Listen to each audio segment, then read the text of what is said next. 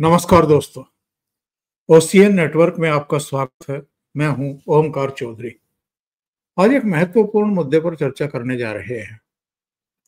गांधी नेहरू परिवार, उसमें चाहे इंदिरा गांधी रही हो, राजीव गांधी के समय भी हमने देखा है, और जो बाद के इनके प्राइम मिनिस्टर रहे हैं उनके दौर में भी हमने देखा है।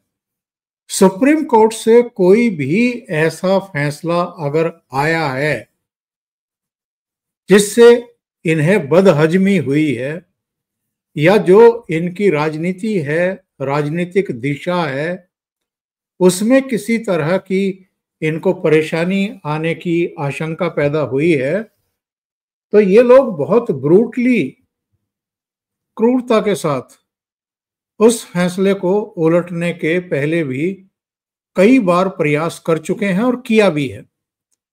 वो चाहे शाहबानो केस हो या इंदिरा गांधी के खिलाफ ही 1975 में जो वर्डिक्ट आया था इलाहाबाद हाई कोर्ट का, उसको पलटने के लिए भी इन्होंने इमरजेंसी लगा दी थी। इंदिरा गांधी की कुर्सी बचाने के लिए इलाहाबाद हाई कोर्ट के फैसले को ही एक तरीके से ताक पर रख दिया था। ऐसे बहुत सारे दृष्टांत इस कार्यक्रम में हम डिस्कस करने वाले हैं, और ये हम इसलिए डिस्कस करने वाले हैं क्योंकि एक दिन पहले राहुल गांधी पर सुप्रीम कोर्ट के जस्टिस दीपांकर दत्ता ने एक टिप्पणी की, और चीन ने हमारी जमीन हड़प ली, या वो जो भारत जोड़ो तोड़ो यात्रा के दौरान इन्होंने कहा था कि अरुणाचल में चीन के सैनिक हमारे जवानों को पीट रहे हैं, यानी हमारी सेना को पीट रहे हैं। इस पर बीआरओ के एक अधिकारी ने मानहानि याचिका दाखिल की थी लखनऊ में, और लखनऊ की कोर्ट ने राहुल गांधी को सम्मन जारी किए थे, तलब किया था। राहुल गांधी पेश होने को तैयार नहीं, उसके खिलाफ इलाहाबाद हाई कोर्ट चले गए। इलाहाबाद हाई कोर्ट ने कहा कि आपको पेश होना होगा। फिर सुप्रीम कोर्ट पहुंच गए। अब सुप्रीम कोर्ट हो, हाई कोर्ट्स हो या लोअर कोर्ट्स हो, ना तो कांग्रेस पार्टी के पास पैसे की कभी कमी रही, ना इनके पास वकीलों की फौज की कोई कमी है। तो हर जगह इनके वकील खड़े हो जाते हैं, जाकर के आर्गुमेंट करते हैं, और कई बार तो ऐसे करिश्मे हुए हैं कि असम की पुलिस पवन खेड़ा को गिरफ्तार करने के लिए पहुंची। वो हवाई जहाज में बैठ गए थे, और वहां से जब उनको उतारा गया तो सीधे सुप्रीम कोर्ट से उनको अंतरिम जमानत मिल गई। उनको वहीं का वहीं छोड़ना पड़ा। 1-1.5 घंटे के भीतर उनको जमानत मिल गई। तो ये भी आरोप सुप्रीम कोर्ट पर लगते रहे हैं कि कांग्रेस पार्टी से जुड़े हुए लोग, या जो कांग्रेस से जुड़े हुए चर्चित चेहरे हैं वकील के रूप में, वो आसानी से चीजों को मैनेज कर लेते हैं। अब कल जो सुप्रीम कोर्ट ने कहा कि एक सच्चा भारतीय इस तरह की टिप्पणी नहीं करेगा, उसको लेकर के भी इस परिवार का बहुत तीखा प्रतिकार सामने आया है। अपनी गाड़ी से जैसे ही संसद परिसर में प्रियंका गांधी वाड्रा उतरी, तो मीडिया ने माइक उनके सामने ले जाकर के प्रतिक्रिया जाहिर करने के लिए कहा, और उन्होंने कहा कि सुप्रीम कोर्ट या जज ये तय नहीं करेंगे कि कौन सच्चा भारतीय है और कौन नहीं है। ये अपने आप में एक बहुत संगीन मामला है, गंभीर मामला है, और मीडिया ने इसको उस तरीके से लिया नहीं है। एक सिटिंग एमपी सुप्रीम कोर्ट के किसी एक टिप्पणी पर, जो कि राष्ट्र हित में टिप्पणी है, उस पर एक बड़ा सवाल खड़ा कर रही हैं, और केवल इसलिए कि मेरे भाई पर यह टिप्पणी कर दी गई। इस मुद्दे पर चर्चा करने के लिए मेरे साथ वरिष्ठ पत्रकार वीरेंद्र नाथ भट्ट जुड़ रहे हैं। उनको जोड़ करके चर्चा को आगे बढ़ाएंगे। वीरेंद्र जी का स्वागत कर लेते हैं। वीरेंद्र जी, बहुत स्वागत है आपका। नमस्कार। नमस्कार वीरेंद्र जी। ऐसे बहुत सारे केस हैं जिनका उल्लेख हम कर सकते हैं, करेंगे, लेकिन सबसे पहले मैं कल की टिप्पणी और उस पर प्रियंका गांधी वाड्रा का ये कमेंट, इस पर आपकी क्या टिप्पणी है? देखिए, कांग्रेस का लंबा इतिहास रहा है भारत के संविधान को, भारत की संसद को, भारत की न्यायपालिका को, भारत के पूरे पॉलिटिकल सिस्टम को एकदम एक जेबी और अपना एक नौकर मान के चलने की उनकी आदत रही है। कांग्रेस के लोग आज ये भूल जाते हैं कि 1975 में जब इलाहाबाद हाई कोर्ट ने इंदिरा गांधी के चुनाव को अयोग्य ठहराया था, उस समय आधार ये था कि जो मॉडल कोड ऑफ कंडक्ट है कि आप चुनाव के दौरान किसी सरकारी सुविधा का, सरकार के साधनों का, सरकारी गाड़ी का, गेस्ट हाउस का कोई इस्तेमाल नहीं करेंगे। रायबरेली में उस समय इंदिरा गांधी को डिस्ट्रिक्ट मजिस्ट्रेट ने चुनाव जितवाया था। और 91 में टीएन शेषन ने RP representation of people's act में मॉडल कोड ऑफ कंडक्ट का प्रावधान 1952 से है, 1950 से है। 1952 में पहला लोकसभा का चुनाव हुआ, लेकिन लोग जाने कब, 40 साल के बाद जब दूसरा लोकसभा चुनाव हुआ, 1900 जब लोकसभा चुनाव हुआ 96 का, 46 साल बाद लोग जाने कि भारत में कोई मॉडल कोड ऑफ कंडक्ट भी होता है। और धीमे धीमे लगातार हर चुनाव के बाद वो लगातार उसका दायरा बढ़ता गया। और आज हर नेता, हर व्यक्ति जिसको चुनाव लड़ना है, वो बहुत सतर्क रहता है कि मॉडल कोड ऑफ कंडक्ट का कहीं वायलेशन ना हो, उसके खिलाफ कोई मुकदमा ना हो जाए, कोई शिकायत ना हो जाए। उसको अपने चुनाव के खर्चे का अलग से पूरा अकाउंट रखना पड़ता है, उसको अपने शिक्षा का ब्यौरा रखना पड़ता है, अपने एसेट्स का ब्यौरा रखना पड़ता है, संपत्ति कितनी है, लोन कितना है, एसेट क्या है, लायबिलिटी क्या है। और यदि कोई उसके ऊपर आपराधिक मुकदमे, उसका भी रिकॉर्ड रखना पड़ता है। और सबकी कोशिश ये रहती है कि कोई उसमें जो है सूचना गलत ना हो जाए, ताकि बाद में यदि इलेक्शन जीत गए और बाद में साबित हो गया कि सूचना गलत थी, तो फिर सदस्यता खारिज हो सकती है लोकसभा या विधानसभा की। तो जिन्होंने नेहरू ने, इंदिरा गांधी ने, राजीव गांधी ने अपने भारत को अपनी जो है जागीर मान करके देश को चलाया, वो आज नरेंद्र मोदी को बता रहे हैं और वो आज सुप्रीम कोर्ट को बता रहे हैं कि उनकी ताकत क्या है। तो ये जो प्रियंका ने बोला है, ये केवल उनकी दादी के और उनके पिता के और उनकी दादी के पिता के संस्कार है, और कोई नई बात नहीं है। 1980 में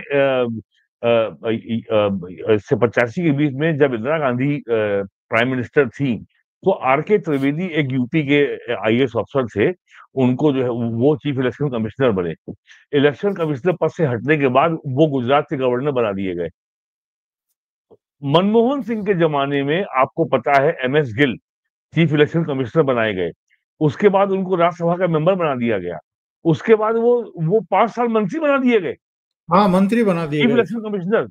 और उसके बाद नवीन चावला को 1978 में जो इमरजेंसी के बाद शाह कमीशन बना था, नवीन चावला ने को शाह कमीशन ने गंभीर अनियमितताओं का और अपने शक्ति से बाहर जाके काम करने का, जनता के ऊपर जुल्म करने का दोषी पाया था। और ये कहा था कि इनको जीवन में कभी कोई महत्वपूर्ण पद ना दिया जाए, इनको मुख्य धारा से अलग रखा जाए। इसी नवीन चावला को सोनिया गांधी ने चीफ इलेक्शन कमिश्नर बनवाया। और आज यही राहुल गांधी, ये अभी 12 साल पहले की बात है। नवीन चावला अभी उनका हाल में देहांत हो गया। तो ये तो रिकॉर्ड रहा है नेहरू से लेके सोनिया गांधी तक का। और नवीन ये आज चावला प्रियंका, मदर टेरेसा से भी जुड़े रहे हैं। वो तो क्रिश्चियन थे, इसलिए बनाए गए बिल्कुल। हैं वो गले में क्रॉस पहनते थे, बाहर हिंदू रहते थे, अंदर क्रिश्चियन थे। तो और इस परिवार से, इस परंपरा से, इस विरासत से जुड़ी एक महिला आज जो है सुप्रीम कोर्ट को बता रही है कि उसे क्या करना चाहिए। इससे आप समझ लीजिए कि इस देश में अभी भी कांग्रेस का इकोसिस्टम कितना मजबूत है। उन्हें जरा भी इसका भय नहीं है कि वो कोर्ट की अवमानना कर रही हैं। ठीक है, वकीलों की वोट लगा देंगे, क्या हो जाएगा। तो ये तो इनका इतिहास है। तो ये जो उन्होंने बोला है, इसमें कोई नई बात नहीं बोली है। और एक तो आसाम के थे, क्या नाम, रफुल हसन क्या नाम था, मैं उनका नाम भूल रहा हूँ। वो कांग्रेस के नेता थे, उनको राज्यसभा का एमपी बनाया गया। फिर उनको कहा गया तुम हाई कोर्ट के जज बन जाओ। फिर वो सुप्रीम कोर्ट के जज बन गए। जब वहां से रिटायर हुए तो फिर राज्यसभा में आ गए। ये हाँ हाँ। खिलवाड़ किया है कांग्रेस ने, आप ये सोचिए। ये खिलवाड़ किया सुप्रीम कोर्ट के साथ। और आपको याद होगा 1975 में जब सुप्रीम कोर्ट ने जब इलाहाबाद हाई कोर्ट के फैसले में इंदिरा गांधी को पूरी राहत देने से इनकार कर दिया, इलाहाबाद हाई कोर्ट ने इनके इलेक्शन को क्वैश किया था। सुप्रीम कोर्ट ने राहत दी कि सुप्रीम की इलाहाबाद हाई कोर्ट के फैसले को स्टे कर दिया, लेकिन ये कहा था कि आप संसद में मतदान नहीं कर सकती। तो उन्होंने जो अगला सुप्रीम कोर्ट का जो बना चीफ जस्टिस, उन्होंने जो जो जो जो सबसे सीनियर मोस्ट था उसको किनारे करके एएनए को बना दिया चीफ जस्टिस ऑफ इंडिया। और जो इस समय जो अभी हाल में रिटायर हुए हैं सीजीआई संजीव खन्ना, इनके चाचा ने इस्तीफा दे दिया था जस्टिस खन्ना ने सुप्रीम कोर्ट से। तो ये सब इनका इतिहास रहा है। और एक तो सुप्रीम कोर्ट जज अभी 10 साल पहले ऐसे हुए थे जो पहले यूथ कांग्रेस के नेता रह चुके थे। तो ये सब तो इतिहास रहा। कांग्रेस ने इस देश के सारे संवैधानिक संस्थाओं का अपने परिवार के नौकर की तरह इस्तेमाल किया है। और आज ये नरेंद्र मोदी को बता रहे हैं कि इसने कि हर जगह संघ का कब्जा हो गया है और चुनाव आयोग को खत्म कर दिया है, चुनाव आयोग पे कब्जा हो गया है, सुप्रीम कोर्ट पे कब्जा हो गया है, संसद पे कब्जा हो गया है, और संविधान की पुस्तक लहराते हैं। नेहरू से लेकर के सोनिया गांधी तक कांग्रेस ने कितना संविधान का सम्मान किया है, ये पूरा इतिहास में दर्ज है। Anybody can check it. और कोई किताब पढ़ने की जरूरत नहीं है, सब नेट पे मिल जाएगा। केवल ठीक से आपको सर्च इंजन में जाके सर्च करना है। तो ये सब जो है ये केवल हारी भी लड़ाई लड़ रहे हैं। और चाणक्य का अर्थशास्त्र, चाणक्य की नीति बहुत साफ कहती है, यदि आप अपने शत्रु के प्रति अपशब्दों का प्रयोग करते हैं, यदि आप अपने शत्रु के खिलाफ मर्यादाहीन भाषा बोलते हैं, गाली देते हैं, इसका मतलब आप युद्ध हार गए। तो 11 साल से ये केवल गाली दे रहे हैं। बल्कि गुजरात के चुनाव से आपको याद होगा 2007 में सोनिया गांधी ने कहा था नरेंद्र मोदी के लिए मौत का सौदागर। ये भाषा बोली थी सोनिया गांधी ने। और आज ये बीजेपी को संसदीय भाषा और शालीनता की भाषा सिखा रहे हैं। तो सुप्रीम कोर्ट ने जो है बहुत सही टिप्पणी की है। और जो बॉर्डर रोड ऑर्गेनाइजेशन के जो डीजी हैं मिस्टर श्रीवास्तव साहब, जो इसमें पिटिशनर हैं, वो लखनऊ में रहते हैं। मेरा मेरा उनसे परिचय है, मेरी उनसे बात हुई है। और आप ये देखिए, ये लगातार चौथा मामला है। पहले इन्होंने आपके रफाल में जो है इन्होंने अनाप शनाप बोला। फिर इन्होंने रफाल को लेकर सुप्रीम कोर्ट गए थे, वहां से खारिज हुआ। फिर इन्होंने चौकीदार बोला, चौकीदार चोर है, उसमें इनको जो है सुप्रीम कोर्ट में माफी मांगनी पड़ी। फिर इन्होंने कहा कि सारे सारे मोदी चोर होते हैं, सारे मोदी सारे चोर क्यों मोदी होते चोर। हैं? और उस मामले में इनकी सुरक्षा तक चलेगी पार्लियामेंट की। इनको लोकसभा की मेंबरशिप से इनको डिस्क्वालीफाई होना पड़ा। इन्होंने सावरकर को गाली दी, उस पे भी इनको सुप्रीम कोर्ट से सिलताड़ लगी, इन्होंने माफी मांगी। उसके बाद अब ये बोल रहे हैं कि चाइना ने भारत की जमीन कब्जा कर ली। विदेश मंत्री एस जयशंकर ने बहुत साफ शब्दों में कहा है, चाइना ने भारत की जितनी जमीन लद्दाख लेह सेक्टर में कब्जा की है, वो 1958 से 1962 के बीच में की गई है। और अगर लोगों को पता हो, और अभी पिछले साल एक पीएम के एक वो लोकसभा में पीएम ने कहा था, एक अमेरिकन ऑथर की बुक का हवाला दिया था, जो पुस्तक है मेरे पास। उसमें उन्होंने कहा था कि नेहरू ने लिटरली वो गिड़गिड़ाए थे अमेरिका के सामने, जॉन कैनेडी के सामने, हमको जल्दी हथियार भेजिए, हमारे पास बंदूकें नहीं है, गोला बारूद नहीं है, एमुनेशन नहीं है, हमारे पास कोई फाइटर जेट नहीं है, और आप अपने सैनिक भी भेजिए, आप अपने फाइटर जेट के साथ अपने पायलट भी भेजिए। और इमरजेंसी सहायता अमेरिका ने की थी नेहरू की। और ये नेहरू जो है 47 से लेकर 62 तक की उनको नोबेल प्राइज मिल जाएगा। इस चक्कर में बड़े भारी वो जो है शांति के मसीहा बने रहे। और यहाँ तक कहते थे, भारत को फौज की क्या जरूरत है, हमारे लिए सीआरपी काफी है, और जो पुलिस काफी है। और 1948-49 में नेहरू ने बकायदा चीन की सेना की, पीपुल लिबरेशन आर्मी की, तिब्बत पर कब्जा करने में मदद की। और चाइना की सेना जो तिब्बत पे कब्जा करने जा रही थी, उसको पूरी रसद पहुंचाई, चावल पहुंचाया और सामान पहुंचाया। ये सब रिकॉर्डेड है, तमाम किताबें भरी पड़ी हैं, इसके ऊपर कोई भी पढ़ सकता है। और वही राहुल गांधी आज नरेंद्र मोदी पे आरोप लगा रहे हैं कि आपकी सरकार के समय 2000 स्क्वायर किलोमीटर जमीन चाइना ने कब्जा कर ली। और लोगों को ये शायद जानकारी ना हो, भारत दुनिया का अनूठा देश है जिसकी जो सीमाएं, जो इंटरनेशनल बॉर्डर है, वो 3 तरीके की हैं। जो बॉर्डर सेटल्ड है वो इंटरनेशनल बॉर्डर है, और जो सीज फायर लाइन है उसका नाम है लाइन ऑफ कंट्रोल, जो कि जम्मू में और कश्मीर में है, जो पाकिस्तान के साथ है। और जो बॉर्डर सेटल नहीं है उसका नाम है LAC, यानी चाइना के साथ है, line of actual control. Bharat की सीमाएं 3 तरह की हैं। पाकिस्तान के संग जो है हमारा इंटरनेशनल बॉर्डर है, पंजाब में, राजस्थान में, गुजरात में।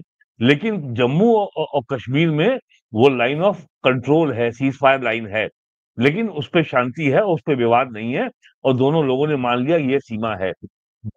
भी हमारी लाइन सेटल्ड है, इंटरनेशनल बॉर्डर है, कोई विवाद नहीं है। चीन के साथ हमारी पूरी जो सीमा है, वो चाहे अरुणाचल में हो, या चाहे वो उत्तराखंड में हो, या वो लद्दाख लेह में हो, वो पूरी की पूरी लाइन ऑफ एक्चुअल कंट्रोल है। ये विरासत हमको नेहरू जी दे गए हैं।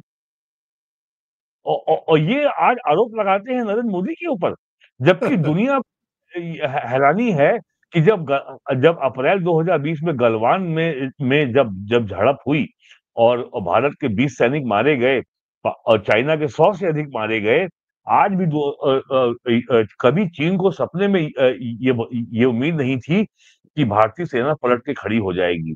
और तब से लेके आज तक, आज 5 साल से ऊपर हो रहे हैं, 50,000 भारत के वहां तैनात हैं। और उसके बाद चीन आज तक 1 इंच आगे नहीं बढ़ा। चीन को ये उम्मीद नहीं थी कि भारतीय सेना पलट के ऐसा वार करेगी। और ऐसा मैसिव बिल्डअप किया गया है। AK एंटोनी जो रक्षा मंत्री थे सोनिया गांधी की सरकार के समय, वो कहते थे कि बॉर्डर पर रोड बनाने की कोई जरूरत नहीं है, अगर बॉर्डर पर रोड बनाएंगे तो एनिमी हमारी टेरिटरी में घुस नहीं पाएगा। नरेंद्र मोदी के आने के बाद युद्ध स्तर पर जिस तेजी से लद्दाख और लेह में और अरुणाचल में और अन्य क्षेत्रों में, सीमा क्षेत्र में जो बॉर्डर रोड ऑर्गेनाइजेशन ने जो सड़कें बनाई हैं, और जिस तेजी से आर्म्स का और हैवी ट्रक्स का, आर्टिलरी गन्स का जो मूवमेंट अब आसान हुआ है, ऐसा पहले नहीं था। लेह में तो जो है आपका एयरफील्ड भी चालू हो गई है, वहां पे भारतीय सेना का जो ग्लोब मास्टर ट्रांसपोर्ट प्लेन है, वो भी अब लैंड हो सकता है। इतना मैसिव काम हुआ है। और ये लोग मोदी का मजाक उड़ाते हैं। ये हालत है। अब इससे अंदाजा लगाइए। और ये सब ऐसा इसलिए करते हैं क्योंकि उनको मालूम है जनता की स्मृति बहुत छोटी है, जनता की जानकारी बहुत सीमित है, और जो भी कुछ हम बोल रहे हैं, जनता में कोई भी जाकर के इसका फैक्ट चेक नहीं करेगा, और जो भी हम बोल रहे हैं 90% तो मान लेगा। यही बिल्कुल तो सही है। ये ताकत है। और इन्होंने क्या-क्या नहीं कहा था रफाल के बारे में। लगातार वो राहुल गांधी एक्चुअल में झूठ बोलने और लोगों की मानहानि करने और तूम तड़ाक से बातें करने, जैसे प्रधानमंत्री नरेंद्र मोदी आयु में 21 साल बड़े हैं लेकिन कोई लिहाज नहीं है, और एक्सपीरियंस में तो कोई मतलब तोड़ ही नहीं है, कोई बराबरी ही नहीं है। वो नीचे से संघर्ष करते हुए आए हैं, ये मुंह में चम्मच, चांदी की चम्मच लेकर के पैदा हुए हैं। बहरहाल आगे बढ़ते हैं। 1975 जब इमरजेंसी लगाई इंदिरा गांधी ने, कौन नहीं जानता है कि क्यों लगाई थी उन्होंने। आपके बराबर high court, Allahabad high court ने एक फैसला सुनाया, रायबरेली की इनके चुनाव को अवैध घोषित किया और राजनारायण की याचिका पर हुआ। इंदिरा गांधी प्रधानमंत्री पद नहीं छोड़ना चाहती थी, इसलिए कोर्ट का आदेश ही एक तरीके से अमान्य करने के लिए उन्होंने देश के ऊपर इमरजेंसी थोप दी। और इमरजेंसी में क्या क्या अत्याचार नहीं हुए। आजकल इंदिरा गांधी के पोते जी संविधान की एक लाल कलर की डायरी नुमा किताब जेब में लेकर के चलते हैं और उसको कहीं भी लहराने लगते हैं। ये संविधान का और लोकतांत्रिक तरीके से चुनी गई सरकार का सम्मान करते हैं क्या, या जो संविधान की एक तरीके से संविधान की जिसको कानूनी समीक्षा करने का भी अधिकार, जो नए कानून बनते हैं, उस कोर्ट का भी अगर ये अपमान करते हैं तो वो संविधान की किताब जेब में लेकर के चलने की क्या जरूरत है इनको? क्यों ड्रामा करते हैं ये? और इनकी दादी ने क्या किया, राजीव गांधी के समय भी क्या क्या हुआ, शाहबानो केस में कोर्ट का फैसला ही पलट दिया पार्लियामेंट से। तो ये तो कोर्ट कचहरियों की, जजों की कभी भी इन्होंने सम्मान नहीं किया है। देखिए, जब राजीव गांधी प्राइम मिनिस्टर थे तो वीके कृष्ण अय्यर एक केरला के जज थे सुप्रीम कोर्ट के, और वो जैल सिंह के रिटायरमेंट के बाद राष्ट्रपति का इलेक्शन भी लड़े थे। उनका एक बहुत मशहूर एक वक्तव्य है कि भारत में दो तरह के जज होते हैं, एक वो जो लॉ को जानते हैं और दूसरे जो लॉ मिनिस्टर को जानते हैं। यानी there are one category of जजेस who know law and the other who know law minister. ये ये हालत थी कांग्रेस के जमाने में, इस तरीके से जज बनते थे। सुप्रीम कोर्ट में, हाई कोर्ट में जजेस का एलिवेशन इस तरीके से होता था कि जो लोग कांग्रेस के लॉ मिनिस्टर का चापलूसी करते थे, वही जो है कोर्ट में, हाई कोर्ट में एलिवेट होते थे। ये दौर था उनके जमाने में। और अब जैसे जैसे जो है ये सोशल मीडिया आ गया है और पूरा सिस्टम डिजिटाइज हो रहा है, अकाउंटेबिलिटी बढ़ रही है, ट्रांसपेरेंसी बढ़ रही है, राजनीति में कंपटीशन बढ़ रहा है, पॉलिटिकल पार्टियों की संख्या ज्यादा बढ़ गई है, लोगों के एस्पिरेशन अब जो है काफी जाग गए हैं। अब आपने कह दिया कि हमने आपको ये दे दिया, तो एक चुनाव आप जीत लेंगे, अगली बार आपको कुछ और देना पड़ेगा। और लोगों का जो शिक्षा है, स्वास्थ्य है, विकास है, सड़क है, पुल है, बिजली है और रोजगार है, इस मामले में कोई भी सरकार कभी ये नहीं कह सकती कि उसने जनता को संतुष्ट कर दिया है। भारत में हर साल जो है 1 करोड़ से ऊपर लोग जो है जॉब मार्केट में उतर रहे हैं, तो आपको उनको संतुष्ट करना है। और इसके लिए इंडिया को 8 से 10% की इकोनॉमिक ग्रोथ हर साल चाहिए। भारत के इतिहास में 47 के बाद या ये पहला मौका है 2025 में, जब इन्फ्लेशन 2.5% पे है और ग्रोथ रेट 7.5% पे है। और ये कहते हैं महंगाई है। कहाँ महंगाई है भाई? तो मनमोहन सिंह की सरकार में महंगाई हमेशा डबल डिजिट में रही है, 10%। इंदिरा गांधी के जमाने में 73 से 75 के बीच में महंगाई की दर 30% के ऊपर थी। यानी अगर आपकी कमाई 30, अगर 100 रुपए है, तो आप उसमें से 30 रुपए माइनस कर दीजिए, आपकी जो एक्चुअल परचेजिंग पावर है वो केवल 70 रुपए की है। महंगाई का सीधा अर्थ ये होता है। और आज क्या हालत है? 45 लाख करोड़ रुपया पिछले 8 साल में जनता के खाते में सीधा गया है। और ये फाइनेंस मिनिस्ट्री का एस्टीमेट है कि 27 बिलियन डॉलर इससे बचा है सरकार का, जो लीकेज नहीं हुआ, जो चोरी नहीं हुई। 1 बिलियन डॉलर आज के एक्सचेंज रेट के आधार पे करीब 8,500 करोड़ रुपए का होता है। अब आप हिसाब लगा लीजिए कि 26 बिलियन डॉलर कितने लाख करोड़ रुपए हो गया। तो ये समस्या है इनकी। 20 लाख करोड़ रुपए का इस देश में गेहूं चावल पिछले 1 अप्रैल 2020 से लेके अब तक बढ़ चुका है। कुछ शिकायतें 99% लोगों तक ये पहुंच रहा है और सिस्टम इतना डिजिटल हो गया है कि अब जो है, जो जो राशन की दुकान वाला है उसके लिए अनाज में हेरफेर करना संभव नहीं रह गया है। तो और इस सब से उनको लग रहा है, और ये उनको ये जानते हैं वो, कि सरकार की पहुंच आम आदमी तक, गांव-गांव तक हो रही है, सरकार की विश्वसनीयता बढ़ रही है। ये अब तक जो आप कहते आए हैं कि ये ब्राह्मण बनिया की पार्टी है, बनियों की पार्टी है, व्यापारियों की पार्टी है, अगर है भी, तो क्या बनिया अपराधी है क्या? बनिया सरकार का अवैतनिक टैक्स कलेक्टर है। बनिया सरकार से बिना एक पैसा लिए सरकार के लिए टैक्स इकट्ठा करता है और सरकार के खाते में जमा करता है। अगर वो बैंक से अगर 1 लाख रुपए लोन लेता है, तो उससे वो 3 लाख रुपए की वेल्थ का निर्माण करता है और उसके बाद वो 1.5 लाख रुपए बैंक को वापस करता है। और सरकार से इसके बदले में क्या मिलता है उसको? और रोजगार तो उपलब्ध ये जो कराता है, वो रोजगार रोजगार उपलब्ध उपलब्ध कराता है। कराता है।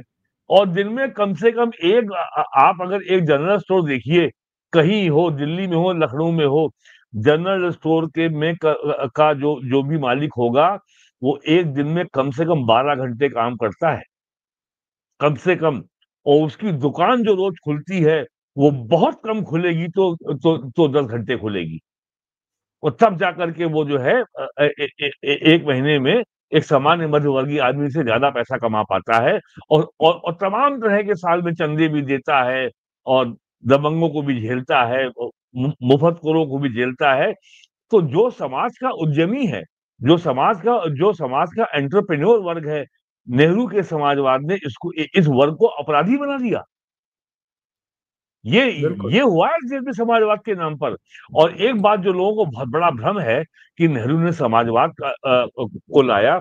1950 में नेहरू ने जब कहा कि सरकार की भारत की अर्थव्यवस्था सरकार के कंट्रोल में रहेगी, तो जितने कांग्रेस के खास उद्योगपति थे, पूरी अर्थव्यवस्था उनको सौंप दी गई। बिरला की मोनोपोली हो गई कि आप ही जो है कार बनाएंगे, आप ही एल्युमिनियम बनाएंगे। और बजाज की मोनोपोली हो गई, आप ही स्कूटर बनाएंगे और कोई नहीं बनाएगा। टाटा की मोनोपोली होगी, ट्रक आप ही बनाएंगे। अगले 40 साल तक यही चलता रहा। और जब इंडिया में तमाम कारें दुनिया की हर ब्रांड आ गई, तब आज से लगभग 20 साल पहले जो एम्बेसडर कार की फैक्ट्री है बंद हुई है। और जो उसकी कलकत्ता में जहां फैक्ट्री थी उत्तरपाड़ा में, वो जमीन भी छीन ली वापस, अब जो है वेस्ट बंगाल गवर्नमेंट ने। तो ये हुआ है समाजवाद के नाम पर। आपने 3-4 उद्योग समूह जो आपके जो जो जो आजादी के पहले से आपको पैसा देते थे, और जो आजादी के बाद भी पैसा दिए, बिरला जी के परिवार के कम से कम 12 आदमी राज्यसभा में रहे हैं। जीडी बिरला, के बिरला, हिंदुस्तान टाइम के संपादकों में आपके खुशवंत सिंह राज्यसभा मेंबर रहे, एच के दुआ मेंबर रहे, गौरी शंकर राजहंस मेंबर रहे, लखनऊ में हिंदुस्तान के रिपोर्टर थे कपिल वर्मा, वो उसके मेंबर रहे। और लास्ट मेंबर जो रही हैं राज्यसभा की बिरला परिवार से, वो के बिरला की बेटी है शोभना भरतिया, जो हिंदुस्तान टाइम्स की ओनर है। ये हाल रहा है। और ये कांग्रेस जो है हमको आपको बताती है कि हम गोदी मीडिया हैं। हिंदुस्तान टाइम्स के बिरला का अखबार है, जो पहले जो उनके पिता जीडी बिरला का था। उस परिवार का कांग्रेस से रिश्ता आज ये 80 बरस से ज्यादा पुराना है। और ये आज के मीडिया को गोदी मीडिया बताते हैं। ओंकार चौधरी गोदी मीडिया है, बताइए। ये इतिहास हमने देखा है। और जो बातें मैं आपको बता रहा हूं, आप इसमें कोई विवाद नहीं कर सकते। क्यों सर, बताइए। हिंदू और बीजेपी के राज में अगर अगर जर्नलिस्ट अगर राज्यसभा गया है, तो जागरण के ओनर नरेंद्र मोहन गए हैं, और इंडियन एक्सप्रेस के जो एडिटर रहे हैं अरुण शौरी, 2 बार वो रहे हैं। और 2 बार रहे हैं पायनियर के एडिटर एंड ओनर चंदन मित्रा। लेकिन ये सब अपने अपने क्षेत्र के बड़े विद्वान लोग थे, चाहे अरुण शौरी हो या चंदन मित्रा हो। और नरेंद्र मोहन भी एक जर्नलिस्ट थे, और संपादक थे, ओनर भी थे। लेकिन कांग्रेस की लिस्ट देखिए आप, बहुत लंबी सूची है उनकी। वो और ऐसे लोगों की सूची बहुत लंबी महाराष्ट्र में भी है, गुजरात में भी है, कर्नाटक में भी है, आंध्र प्रदेश में भी है, राजस्थान से भी है, और तमिलनाडु कर्नाटक से भी है। और ये आज आरोप लगाते हैं कि हम गोदी मीडिया हैं, क्योंकि लोगों को इतिहास का ज्ञान नहीं है, इतिहास का बोध नहीं है। तो इनकी हर जो जो ये उल जलूल कूड़ा कबाड़ जो फेंकते हैं, लोग उसको सही मान लेते हैं। और ये बातें जो मैं कह रहा हूं राज्यसभा की बात, ये उसकी वेबसाइट जाके आप चेक कर सकते हैं।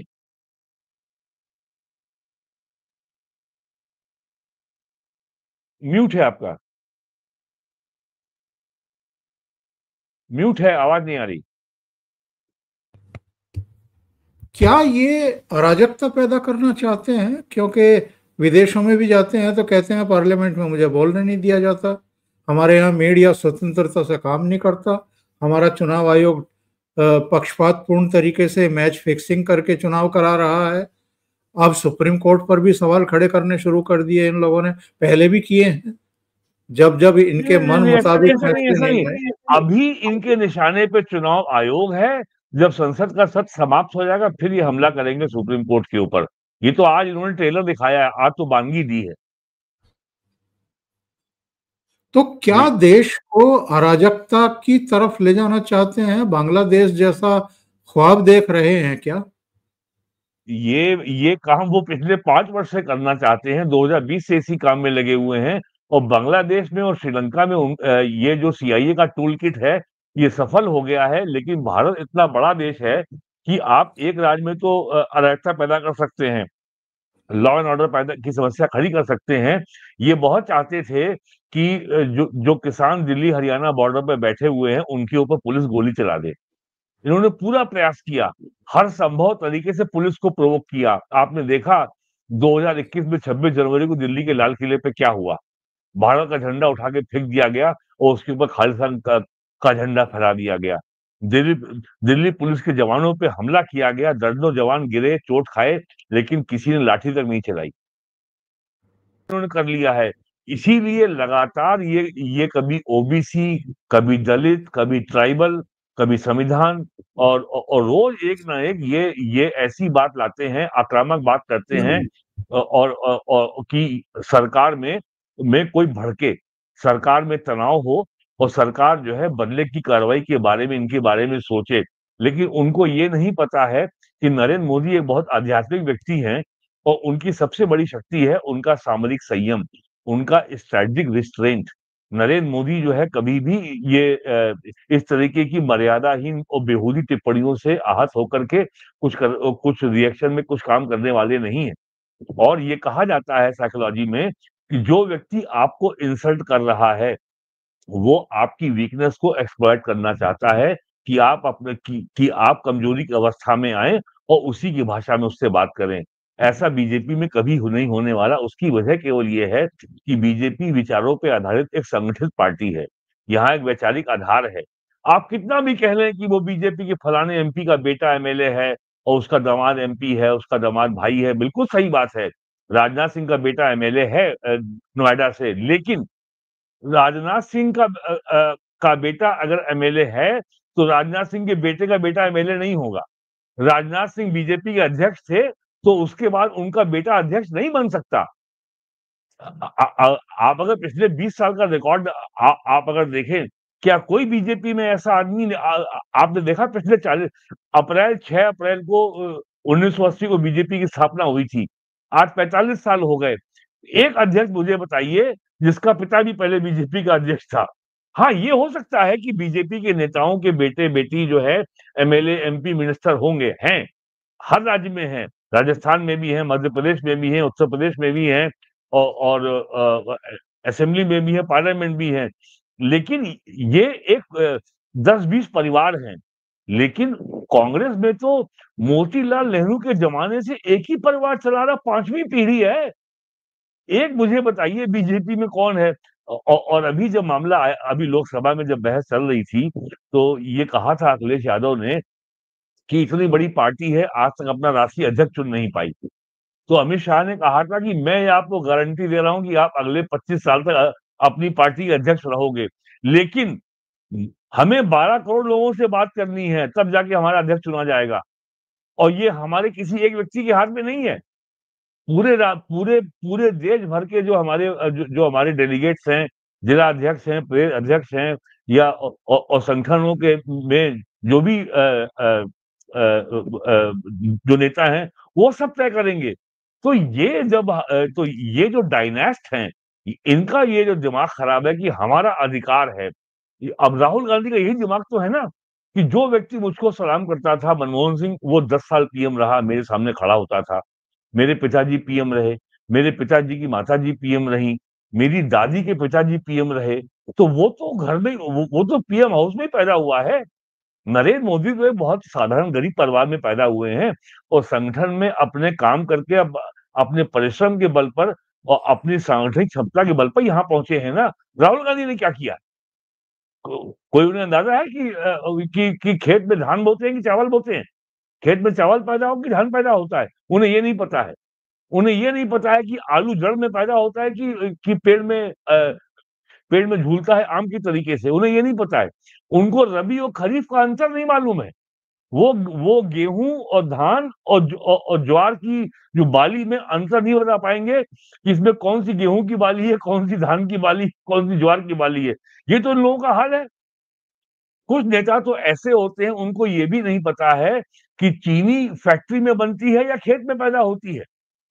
ऐसे ऐसे काबिल लोग हैं कांग्रेस में जो कभी गए नहीं खेत में क्या होता है। तो इसलिए ये सब जो चल रहा है, और मेरा अपना मानना ये है कि ये जो है नरेंद्र मोदी के कार्यकाल में जो देश की डिफॉल्ट सेटिंग है वो बदल रही है। कांग्रेस का राज वो अंग्रेजों के कॉलोनियल रूल का एक्सटेंशन था। अब नरेंद्र मोदी इसको अब भारत की परंपरा से, भारत की विरासत से, भारत की संस्कृति से, भारत के प्राचीन नियमों से, वेद उपनिषद महाभारत, जो हमारी स्टेट क्राफ्ट है, जो भारत की प्राचीन राज्य संचालन की जो कला है, उसके अनुसार चलेगा। ये ब्रिटेन के और ये जूडो क्रिश्चियन जो आइडियाज हैं, जो रोमन कैथोलिक चर्च के जो राज्य के संचालन के जो सिद्धांत हैं, उससे देश नहीं चलेगा। नरेंद्र मोदी जब पहली बार जापान गए थे 2014 में, तो उन्होंने जापान के प्राइम मिनिस्टर को भगवत गीता की प्रति भेंट की थी। बड़ा शोर मचा था। भारत की विरासत है, ये भारत की प्राचीन पहचान है। नरेंद्र मोदी जापान के प्राइम मिनिस्टर को बाइबल कुरान थोड़ी भेंट करेंगे। वो हमारी पुस्तक थोड़ी है। वो हमारी धरती की वो हमारी धरती का उपजा हुआ साहित्य नहीं है। भारत की धरती का उपजा साहित्य जो है भगवत गीता है, रामायण है, वेद है, उपनिषद है, पुराण है। और ये कोई पूजा पाठ की वस्तु नहीं किताबें, ये पूरा हमारा इतिहास है। जो लोग समझते हैं कि हम इनको पढ़ लेंगे और हमको बड़ा पुण्य मिलेगा, नो, ये हमारा इतिहास है। और इतिहास का मतलब अंग्रेजी में हिस्ट्री नहीं होता। तो ये सब चीजें राहुल गांधी को अब इस एज में आकर के आप समझा नहीं सकते। वो पता नहीं हिंदू है कि क्रिश्चियन है कि ब्राह्मण है, वो चाहे जो हो, लेकिन 25 दिसंबर को पूरा परिवार कर्नाट प्लेस के रेस्टोरेंट में जाता है डिनर पे, क्रिसमस के एक दिन। और ये फोटो अभी भी आई थी 2024 की। तो ये सब तो और ये लड़ाई चलेगी, ये लड़ाई ऐसे ही चलेगी, ये लड़ाई ऐसी कटुतापूर्ण चलेगी, 2029 में भी चलेगी, 2034 में भी चलेगी, ये आप देख लीजिएगा। तो ये जो भारत की जो डिफॉल्ट सेटिंग बदल रही है, it's going to be a very bitter process. ये प्रोसेस बहुत कटु रहने वाली है। और राहुल गांधी का जो एरोगेंस है, वो ही उनके खिलाफ काम कर रही है। क्योंकि कोई आपके पास एक राष्ट्रीय पार्टी होने के नाते, कोई आपके पास एक ऑर्गेनाइज संगठन होना चाहिए, और एक आपकी लाइन, एक आपकी एक विचार पे आधारित सरकार से लड़ने की रणनीति होनी चाहिए, जिसमें आपकी पार्टी के नेता शामिल हो। सब मिलकर तय करें कि हमें कैसे लड़ना है मोदी सरकार से। कुछ नहीं, जो मन में आया हमने बोल दिया, सुबह उठे ट्वीट कर दिया। एक उनकी टीम है, उसमें सारे कम्युनिस्ट घुसे हुए हैं, और वो रोज घृणा का नया फॉर्मूला ले आते हैं, हेट्रेड का। अभी देखिएगा 7 तारीख को, अगस्त 7 को राहुल गांधी की आवाज पे इंडिया पार्टी अलायंस के नेताओं का डिनर है। वो अगले दिन ये लोग जो है पैदल मार्च करेंगे चुनाव आयोग के कार्यालय तक। उस दिन भी आप देखिएगा इससे ज्यादा कठोर, इससे ज्यादा कटु, और इससे ज्यादा और जो है जो बातें ज्यादा घृणा वाली हो सकती हैं, और कंट्रोवर्शियल बातें हो सकती हैं, वो सब कही जाएंगी। देखिएगा अभी, वेट फॉर 3 days।